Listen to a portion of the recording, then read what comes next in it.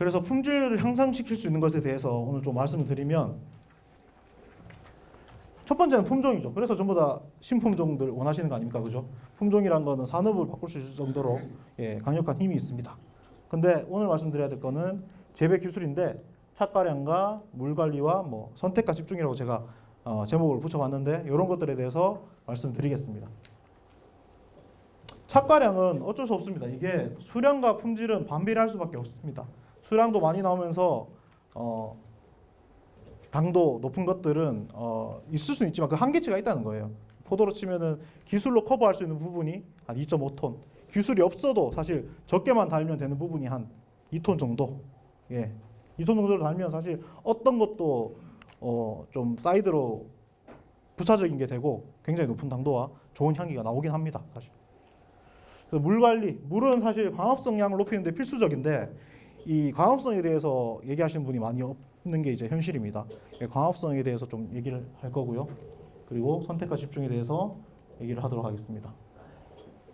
착과량은 뭐 제가 일본을 뭐 좋아하고 이러진 않습니다만은, 일본에서 이제 보통 국제사회에서 가장 높은 가격을 받는 게 일본이니까, 일본의 예를 들자면은 이제 보통 3,000평에 한 4,000가지가, 아니 죄송합니다, 300평에 4,000가지 정도 나옵니다. 가지당 하나를 달아서 그것도 500g으로 달면 2톤이 나와요. 그래서 일본은 오히려 여기서 더 심하게 1.8톤 이상은 달지 않는 그런 단지도 있습니다.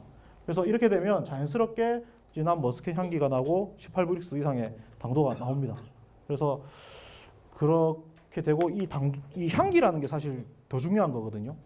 향기가 되게 중요한데, 향기라는 것은 착과량을 많이 가져가가지고 내가 10월 거의 11월에 가깝게 달아놔서 당도가 올라가는 것이랑은 좀 다릅니다. 좀 하나의 지표를 드리자면은, 원래 샤인머스켓 수확기가 9월 말이고 500g 같은 경우에는 9월 중순이고 700g으로 하더라도 9월 말이면 따야 됩니다. 그러면 8월 말에는 16브릭스가 이미 나와야 돼요. 그래야지 그 올라간 당도가 향으로 바뀝니다. 근데 그냥 내가 착과량을 많이 가져가가지고 당도를 오래 달아놓고 해서 당도를 올리는 방법은 향은 나질 않습니다. 그리고 오래 달아놨기 때문에 부작용도 엄청 많아요. 뒤에도 설명드리겠지만 상기장애들이 많이 나옵니다. 그래서 중의품이라고 표현했는데, 재작년에는 이거조차 안 됐죠. 우리가 700g을 4,000가지에 한 가지 하나씩 이렇게 달았을 때 한 2.8톤이 나오는데, 이 정도만 됐어도 사실 재작년에 그렇게 가격이 떨어지진 않았을 겁니다. 심한 데는 뭐 4톤, 5톤 달기도 했었으니까. 우리가 그때만 해도 이렇게 우리는 된다고 생각했는데 사실 이 정도 수준이었죠. 800에서 1kg 사이가 가격이 더 좋다는 얘기를 듣고, 그리고 1.25로 곱한 거는 한 가지에 2개 단 것도 있다는 소리입니다. 그렇게 단 것들은 이렇게 뭐 13, 14브릭스, 11, 12브릭스도 있었습니다. 그죠? 향기는 전혀 없고. 그래서 그렇게 나온 과일의 모습이 이런 모습인데, 이걸 어디서 찍었냐 하면 전남 영암에 포도 생전 처음 짓는 농가에서 찍었습니다. 그런 농가도 이렇게 만들 수 있었어요. 이 정도 만드는 거는 기술이 아니고 굉장히 쉬운 일입니다. 샤인은 열과도 크게 없고 생조제를 강하게 쳐도 잘 버티는 놈이기 때문에 그 영암에서도 이 정도는 그냥 만들 수 있었습니다. 요즘에는 진짜 이렇게 만들면 안 되십니다. 그죠? 질겨가지고 드시지도 않고 공판장에서 낮은 가격수입니다. 그죠? 그래서 오늘 물 얘기를 좀 많이 할 건데, 물이 왜 중요한가? 검은 거 있는 거 하나 이거 읽어보겠습니다. 식물에 있어서 당을 얻는 방법은 광합성 말고는 아무것도 없습니다. 비료랑 퇴비, 영양제 안 되고요. 그 역할을 안 한다는 거죠. 광합성을 만드는데 효과가 없고요. 그 다음에 더 심하게 나가서는 스테비아라든지 설탕을 직접 주시는 분도 있는데 그런 거 효과 없습니다. 그래서 어떻게 하면 물을 잘 줄까밖에 없습니다. 이산화탄소는 지구가 자연스럽게 공급하는 거예요. 그리고 한 가지 더 말씀드릴 거는, 여기에 일어난 장소가 잎이지 않습니까? 그죠? 그래서 제가 아까 잎도 계속 강조를 드렸습니다. 잎 관리를 하시는 거. 그래서 이 물이 부족할 때는 당도도 떨어집니다. 물을 많이 줘서 당도가 떨어진다고 표현하시는 분도 많은데 그건 절대 그렇지 않습니다. 물을 많이 줬을 때는, 예를 들면 비로 치면은 그때 해가 안 나서 광합성을 못해서 당도가 떨어지는 것이지, 물을 많이 줘서 당도가 떨어지는 것이 아닙니다. 그래서 물을 부족할 때는 당도도 떨어지고 향과 색깔도 저하되고 수세도 떨어지고 과립도 몰랑몰랑해져서 텐션이 부족하게 됩니다. 축과도 생기고 일소엽도 생기고 열과도 생기고 껍질 질김, 이런 모든 것들이 물 부족에 의해서 나타나는 현상입니다. 요즘엔 또 뭐 구체적으로 지칭하지 못하지만 얼음 식감이라고 있습니다. 그게 거봉을 시장에 가서 한번 사 먹어 보셨을 때, 원래 장과류는 즙이 좀 많아야 됩니다. 근데 딱 씹으면 마치 샤인머스켓처럼 되게 맛없고 기분 나쁜 서걱함이 있습니다. 그런 거봉이 있어요. 그런 것들도 봄에 물을 안 줘서 그렇습니다. 물에 대해서 간단히 좀 한마디씩만 더 드리면, 여러분들이 어떤 교재라든가 리플렛 같은 데 보시면은 물 관수량이 보통 이런 식으로 돼 있을 겁니다. 그건 뭐냐면은 봄과 가을에는 어떤 이유로 물을 좀 적게 주라고 해석을 많이 하세요. 근데 그게 아닙니다. 봄과 가을에 내가 준 거에서 물을 줄이라는 게 아니라 여름에 많이 주라는 거예요. 내가 주던 걸 계속 시키고 여름에 더 많이 주라, 이 소리거든요. 근데 봄, 이렇게 그래프가 이렇게 돼 있고 파란 색깔 칸 채워져 있는 게 봄과 가을에 줄어져 있으니까 적게 줍니다. 그거 아니거든요. 그래서 정확한 용량이 중요합니다. 몇 시간 준 게 중요한 게 아니라 용량이 중요하거든요. 또 이제 봄에 보면은 망난 잎에 보면은 생리장인지 바이러스인지 모르는 이런 증상들, 얼룩덜룩한 증상들 많이 나옵니다. 사실 바이러스면은 방법이 없습니다. 그건 진단을 받아가지고 뽑아내거나 해야 돼요. 근데 생리장애라면, 쉽게 말해서 미량 요소가 부족하다면, 그 실제로 미량 요소가 부족한 게 아닙니다. 물을 적게 줘서 그런 거예요. 그 암석의 어떤 기반이라든가 자연에 공급되는 미량 요소가 굉장히 많거든요. 근데 물을 줄이면 그거를 흡수할 수가 없지 않습니까? 그런 문제도 있습니다. 그래서 여러분들이 물을 주는데 물을 왜 안 주냐고 내가 하도 진짜 안 주는 이유가 너무 궁금해서 하나하나 한번 따져봤습니다. 그래서 샤인머스켓은 유럽 종이며, 유럽은 우리나라보다 강수량이 적어가지고 물을 거기에 맞춰서 안 줘야 된다, 우리도 이런 얘기를 많이 하십니다. 근데 유럽 종이라는 거는 이런 식으로 양조를 하기 위해서 만들었거든요. 그러면은 과육보다는 과피가 더 많아야 됩니다. 그러니까 과육이 작아야 돼요. 그 과피에 타닌, 신맛, 단맛, 향기 다 있기 때문에 얘들은 일부러 이렇게 작게 만들고 오히려 그냥 오래 말려둬서 아이스 와인이라고 그냥 그대로 말려두기도 합니다. 그럼 쪼그라들어서 약간 건포도처럼 되더라도 그게 와인이 더 높은 도수를 만들어내기 때문에 그런 거죠. 근데 우리는 생가루 먹지 않습니까? 생가루 먹고 샤인머스켓 품종 자체가 일본에서 육종에서 선발했습니다. 일본이랑 우리랑 강우량 차이가 거의 없어요. 물론 일본이 더 높죠, 오히려.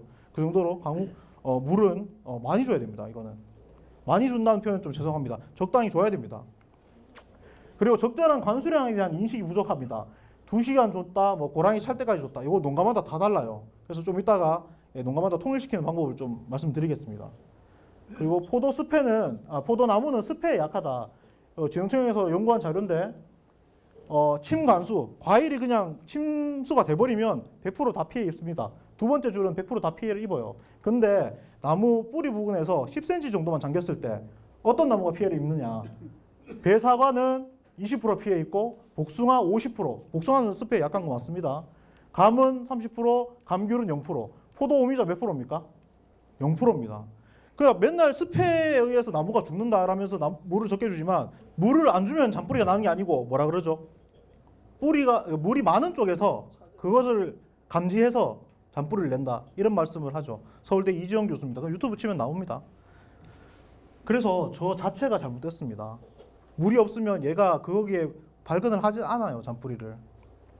그리고 습기가 올라온다, 이런 말씀 맞는데 이것도 어느 정도는 맞는 말씀입니다. 습기가 올라오기 때문에, 바닥에서 습기가 올라오기 때문에 그 병해충도 많이 발생하고 그럴 수 있는데, 이거는 물을 적게 줘서 해결해야 되는 문제가 아니라 환기를 잘 시킬 방법을 생각하셔야 되는 거예요.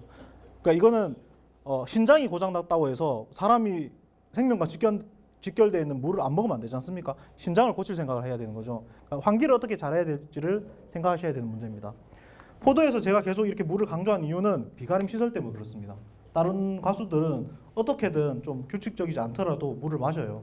근데 포도 같은 경우에는 비가림 시설 때문에 굉장히 많은 장마가 온다 하더라도 그렇게 생각보다 많은 물을 마시지 못합니다.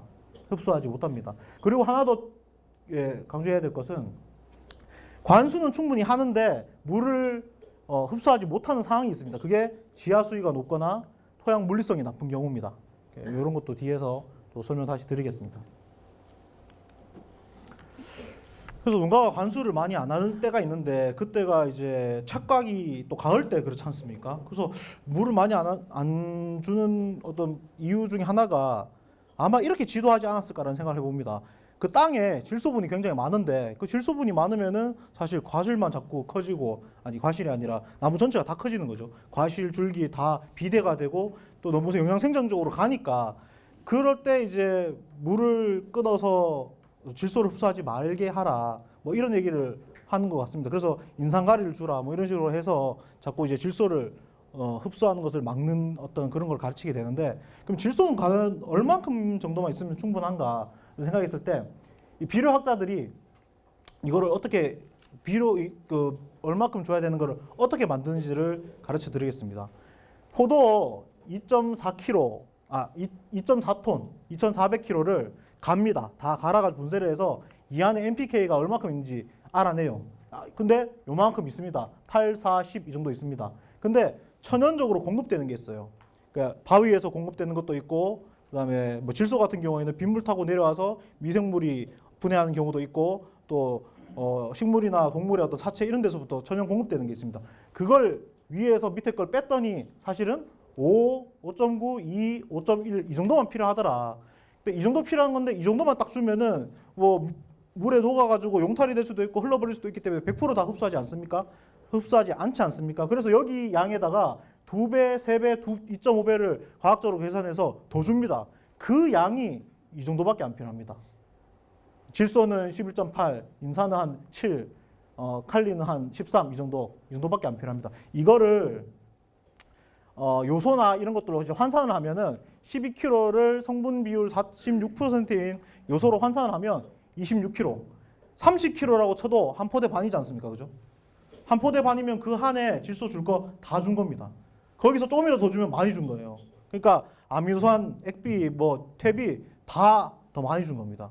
그래서 퇴비도 1톤 이상 주지 말라는 게 퇴비 안에 질소가 2% 들어있거든요. 1톤에 2%를 곱하면은 20kg가 들어있는 거예요. 그래서 그 이상 주지 말라는 겁니다. 그래서 만약에 내가 퇴비랑 요소를 같이 주고 싶다. 퇴비는 완효성으로 주고 요소는 즉효성으로 주고 싶다. 그럼 반 주면 되는 거죠. 요소의 전체 한해 줘야 되는 게 한 포대 반이니까 한 포대 전체에서 한 4분의 3 정도만 요소로 주고, 나머지 그 퇴비는 1톤만 이상 주지 말라고 했으니까 500kg를 기비로 주는 겁니다. 그럼 나눠서 줄 수 있겠죠. 그런 식으로 한 해 줘야 되는 총량을 항상 기억하시고 이거를 이제 비료에 따라서 나눠 쓰시는 거예요. 요소는 46%지만 만약에 21-17-17 이런 복합 비료가 있다면은 46%의 반이다 아닙니까? 21이면은 반 정도 된다 아닙니까? 그러면 요소일 때 한 포대 반이니까 21% 들어가 있는 복합 비료는 얼마 주면 됩니까? 3포대. 네, 3포대 주면 됩니다. 그 정도밖에 안 필요해요. 요소일 때 한 포대 반이 필요한데 걔보다 성분이 반밖에 안 되는 20%니까 2배 줘야 되겠죠. 그러니까 1.5에 2배에서 3포대면 다 줬습니다. 한 해 줄 거 다 줬어요. 뭐 이런 거 꿀팁일까요? 하나 드리겠습니다. 그 복합비료 사실 때 NPK 순서로 정해져 있지 않습니까? 그죠? K 있는데 괄로 있는 거 보셨습니까? 그다음 대괄로 있는 것도 있습니다. 그죠? 어느 거 쓰십니까? 그 차이를 아시는지 혹시? 그 NPK를 그냥 써 있는 거는 사실은 수도용 복합비료입니다. 거기는 죄송합니다. 염화가리가 들어가 있어요. 수도에서는 황산이 들어있는 걸 쓰면은 황화수소가 돼서 그 담수 상태에서는 황화수소가 돼서 추락 현상이라고, 이삭이랑 이 대가 꺾이는 그런 현상이 일어납니다. 그렇기 때문에 거기서는 염화가리를 쓸 수밖에 없어요. 근데 바짝물에서는 기비를 보통 퇴비로 많이 주는 경향이 많기 때문에, 퇴비는 염소가 기본적으로 많지 않습니까? 그러니까 염화가리를 또 주기보다는 황산가리를 주시는 게 좋습니다. 근데 그 황이라는 것이 또 메티오닌, 시스틴, 시스테인 이런 향을 내뿜는 아미노산을 만들거든요. 샤인머스켓은 그 향이 굉장히 중요하거든요. 그래서 가급적이면 황산가리를 주시는데, 또 중요한 거는 이때는 pH를 보셔야 돼요. 토양 검정을 해서 pH가 지금 자꾸 떨어지고 있는데 또 황산을 주면 안 되지 않습니까? 내 pH가 6에서 6.5 안에 들어가 있다. 그러면 황산가리를 주시면 됩니다. 근데 아까 말씀드린 그 괄호가 이렇게 동그란 괄호가 있는 거, K 쪽에, 걔가 황산가리예요. 이렇게 대괄호가 있는 거, 걔는 염화가리도 들어가 있고 황산가리도 들어가 있어요.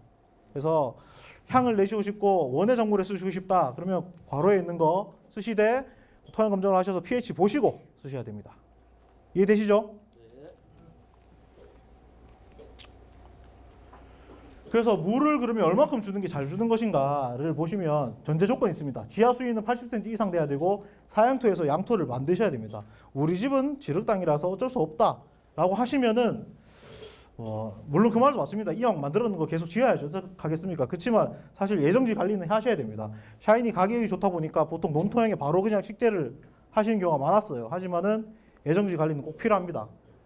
마사토면 내 땅이 사토면은 지륵땅을 좀 넣어야 되고, 지륵땅이면은 마사를 좀 넣었어야 됩니다. 그리고 중요한 거는 걔들 둘이는 항상 토층 분리가 돼서 입자가 굵은 것이 위에 있든 밑에 있든 물이 안 빠집니다. 층이 불러지면 안 되기 때문에 항상 정말 어려운 일인 건 알지만은 한 80cm, 1m 정도는 깊이 가리를 다 하셔야 됩니다. 완전히 섞인 다음에 이제 농사를 지으시는 게 맞죠. 그래서 그 기준으로 말씀드리는 거고, 땅을 팠을 때 이런 식으로 지표에서부터 80cm까지 물이 안 고여야 되는데, 그게 어려우시다면은 한 50cm만 안 고여도 됩니다. 왜? 두둑이 있으니까. 두둑으로 30cm를 높여주시면 됩니다. 그래서 토탈 한 80cm 정도는 근권을 확보해 주시면 됩니다. 그래서 이제 논문을 보더라도 그렇고 센서를 확인해서 보더라도 연간 한 2에서 3mm가 매일 사라진다. 증산이 됐든 증발이 됐든 매일 사라지는데, 이 300평에 높이 1mm 주는 게 1톤이거든요. 그러니까 이제 3 곱하기 5에서 15톤. 이 15톤이 이제 보통 때 주는 거고요. 이 센서에서도 보시면 알겠지만 여름철에는 4에서 5mm가 사라집니다. 그러면 20톤을 주셔야 돼요. 보통 때 15톤, 여름에는 20톤. 아까 이렇게 관수량 되어 있는 것들 내가 원래 주던 거에서 더 적게 주라는 게 아니라 계속 기본적으로 15톤 주고, 여름에 장마 끝나고 7, 8월에는 20톤씩 주셔야 되는 겁니다. 그걸 좀 기억해 주셨으면 좋겠습니다. 그래서 5일 간격으로 관수하는 이유는 이제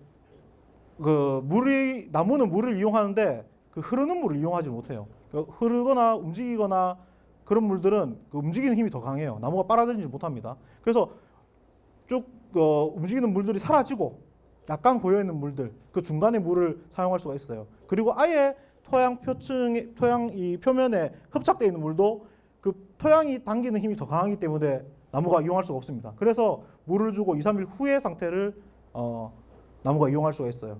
그래서 보통 어느 밭에 가면 특히 멀칭도 이렇게 돼 있습니다. 돼 있어가지고 보면 딱 열면은 축축해요. 그럼 우리 집에는 물 많다 이렇게 말씀하십니다. 하지만 나무가 이용할 수 있는 물은 어떤 상태냐면, 개를 들었을 때 물은 흐르지 않는데 내가 쥐어짜면 한두 방울 나오는 상태. 그 상태여야지 나무가 흡수할 수 있는 상태거든요.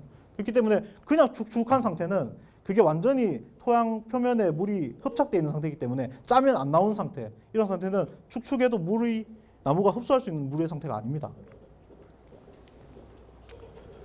그래서 농가에서는 이 관수량을 측정하는 게 되게 중요한데, 기본적으로 우리가 한 2시간 관수를 하는 게 맞긴 합니다. 2시간 정도 하셔야 됩니다. 맞긴 한데, 이거는 이제 점정 호수를 막 샀을 때 그래요. 이 점정 호수를 종이컵으로 쟀을 때 막 사면은 한 3분 만에 종이컵이 다 채워집니다. 그래서 이게 계산을 쭉 해보면 두 줄에 한 구멍당 30cm 정도 간격이 있다고 생각하고 두 줄 놨다 이렇게 생각하면, 계산을 해보면 2시간 정도 주면 15톤이 되는 건 맞아요. 맞는데 문제는 이게 계속 막힙니다. 이게 한 3년 정도 쓰기 시작하면 최고 8분까지 걸려요. 근데 대신 이 기준을 알고 계시면 내가 3년 후에 8분 종이컵 하나 됐는데 8분이 걸리더라도 또 2시간을 주면 안 된다는 거예요. 예. 8분이면 3분의 몇 배입니까? 한 2배 반쯤 되지 않습니까? 그럼 사실 이론적으로는 한 4시간, 5시간 줘야 됩니다. 예. 그렇게 줘야지 가능한 겁니다. 그래서 이제 교환을 하시거나 아니면 압력을 더 강하게 모터를 달아가지고 내뿜거나 뭐 조치를 취하셔야 됩니다. 계속 2시간 주시면 안 된다는 얘기죠. 스프링클러도 마찬가지입니다. 이거 1시간에 60리터 나가는 거 있고 140리터 나가는 거 있는데, 60리터 기준으로 하면은 어쨌든 나무 전체를 300평에 보통 한 110주에서 120주 정도 심기 때문에 300평에는 한 7.5톤 됩니다. 그래서 이제 2시간 관수하면 한 15톤 정도 되는데, 뭐 스프링클러는 아무래도 공중에 떠 있고 그렇기 때문에 막히는 경우가 좀 적긴 합니다. 그래서 이렇게 항상 기준을 생각하시고 내가 계속, 근데 이거는 기준이 300평입니다. 그죠? 막상 나가보면 2시간을 주는데 600평인데도 있고 900평인데도 있고 이렇습니다. 900평이고 600평이고 이런 데는 뭐 상황이 안 되면은 그쪽에 막아놓고 2시간 주고, 이쪽에 또 막아놓고 여기 열어놓고 2시간 주고 이렇게 나눠줘야 됩니다. 300평 기준으로 15톤입니다. 예, 선택과 집중인데, 이거는 뭐 어려운 건 아니고 농사 일 자체가 사실은 어떤 엄청난 기술이 있다기보다는 이게 사실 기술이거든요.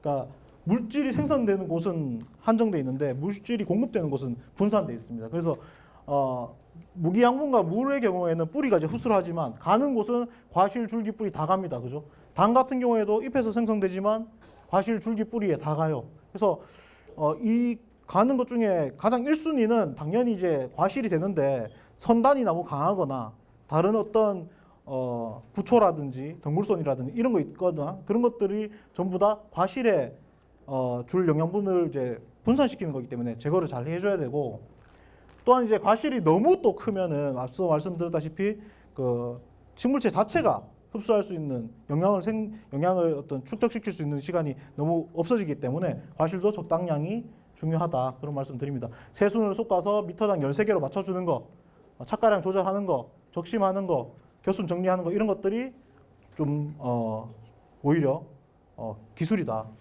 꾸준히 하셔야 되는 일이다, 이런 말씀드립니다.